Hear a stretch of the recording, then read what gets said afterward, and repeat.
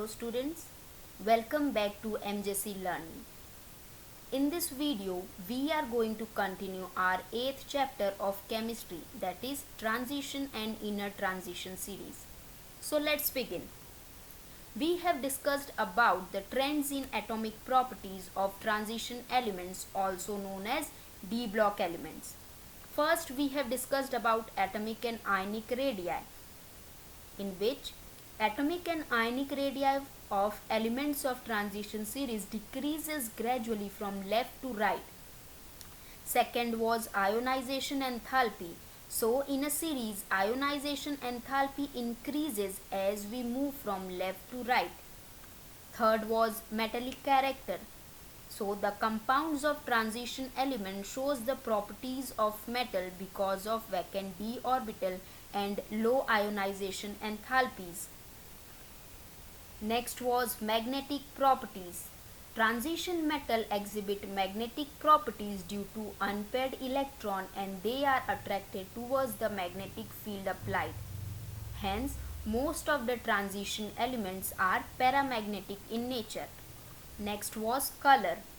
So we discussed that color of transition metal ion depends upon presence of unpaired d electrons, dd transitions, nature of ligand, geometry of complexes formed and charge transfer.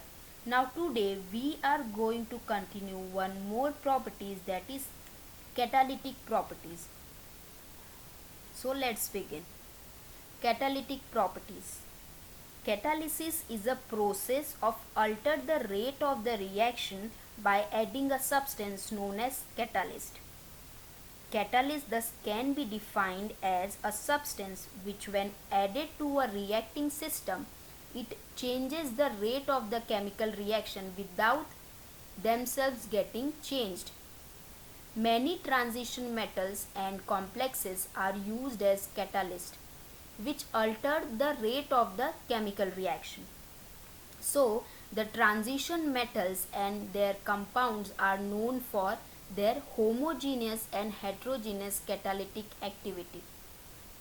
Transition elements have proven to be good catalysts because of their ability to have variable oxidation states. So, they changes the oxidation state in catalytic activity. This activity is ascribed to their ability to adopt multiple oxidation state and to form complexes. Many transition metals are used as catalyst for reaction. So, transition metals such as iron, cobalt, nickel, platinum, chromium, manganese and their compounds are the common catalyst used in various industries these days. Here we learn that transition metals and their compound are known for homogeneous and heterogeneous catalytic activity. So what is homogeneous and heterogeneous? Homogeneous catalysis reaction is when the reactant and the catalyst are in a same phase, and hence we can say that in homogeneous catalysis reaction the metal ion means the catalyst participate by forming unstable intermediate, and heterogeneous catalytic means when the reactant and the catalyst are in a different phase. Here the heterogeneous catalysts are generally in solid phase and the reactant may be liquid or gaseous phase. So in heterogeneous catalysis reaction the metal provides a surface for the reactant to be react. It does not participate in the reaction, it only provides the surface for the reaction. As you can see, this is a chart for homogeneous catalysis and heterogeneous catalysis. There are two reactants and one catalyst which are in same phase. First it reacts to form an intermediate, then give the final product and catalyst. Here the catalyst involved in this process. Now in heterogeneous catalysis the reactants and this yellow part is catalyst is not in the same phase. This is in solid and reactant may be in gaseous or liquid phase. So as we discussed earlier that in heterogeneous catalysts mostly catalysts are in a solid phase. So first these reactant diffuse towards this solid catalyst surface. Then there is a adsorption of the reactant occurs. Then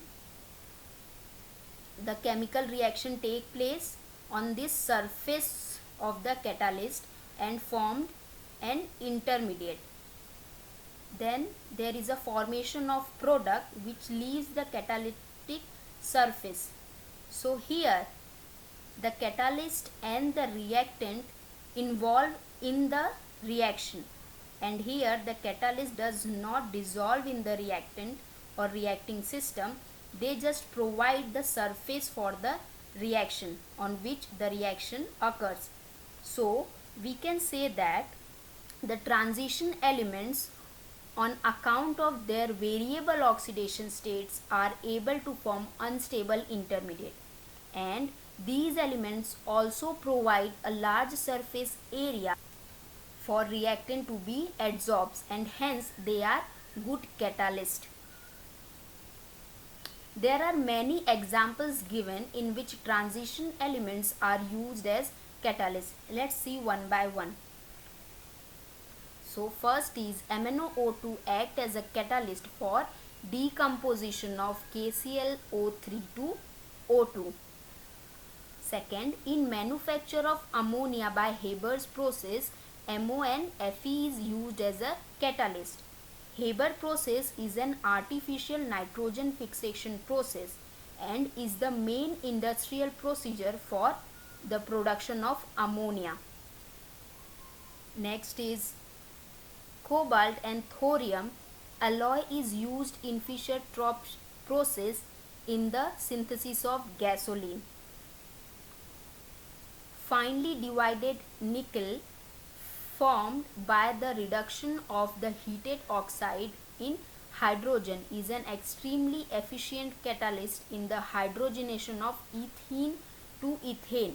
So here is the reaction. Nickel is used for hydrogenation of ethane to ethene. So nickel at 140 degrees Celsius is used as a catalyst for the hydrogenation of ethene to ethane. Commercially, hydrogenation with nickel as a catalyst is used to convert inedible oils into solid fat for the production of margarine.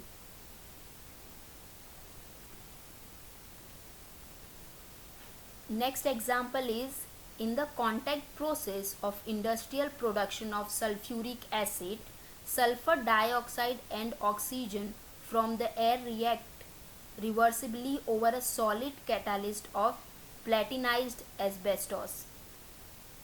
So here the sulfur dioxide and oxygen react on the surface of heterogeneous catalyst. Here this is the example of heterogeneous catalyst because it provides the surface for the reaction. So solid catalyst of platinized asbestos is the catalyst here.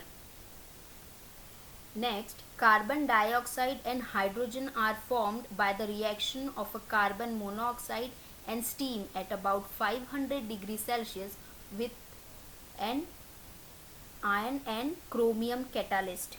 So this is the reaction where carbon monoxide and steam react to give carbon dioxide and hydrogen in presence of Fe and chromium catalyst. So these are some example of how we can use transition elements as a catalyst.